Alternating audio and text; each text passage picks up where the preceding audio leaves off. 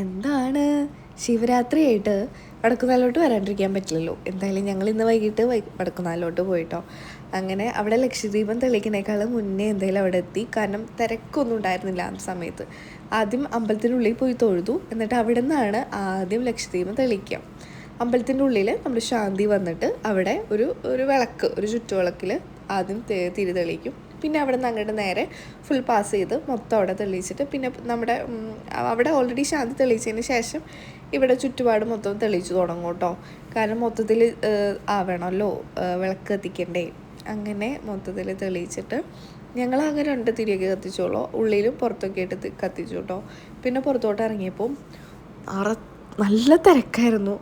നേരത്തെ വന്നത് നന്നായിന്നേ പറയാൻ പറ്റുള്ളൂ. അങ്ങനെ അവിടെ ഞങ്ങൾ നൈസായിട്ടൊക്കെ ഒന്ന് കറങ്ങിയിട്ട് എല്ലാ കൊല്ലം അവിടെ നമ്മുടെ ശിവരാത്രിയുടെ ഭാഗമായിട്ട് ഉപ്പുമാവും അതുപോലെ മാങ്ങച്ചാറും ചുക്ക് കാപ്പിയും കൊടുക്കും കേട്ടോ.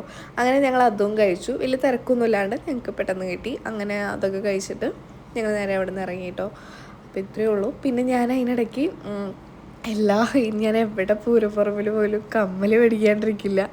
എനിക്കതൊരു വീക്ക്നെസ്സായിട്ട് മാറി. അപ്പോൾ ഇന്ന് ശിവരാത്രിക്ക് നമ്മുടെ ആനക്കല്ലിൽ പോയപ്പോഴും കമ്മൽ വാങ്ങി, അതുപോലെ ഇവിടെ വന്നപ്പോഴും കമ്മൽ വാങ്ങി. പിന്നെ ആ ക്യൂട്ട് ആനേനെയും വാങ്ങി കേട്ടോ. എനിക്ക് ഭയങ്കരമായിട്ട് ഇഷ്ടപ്പെട്ടു. അപ്പോൾ ബൈ.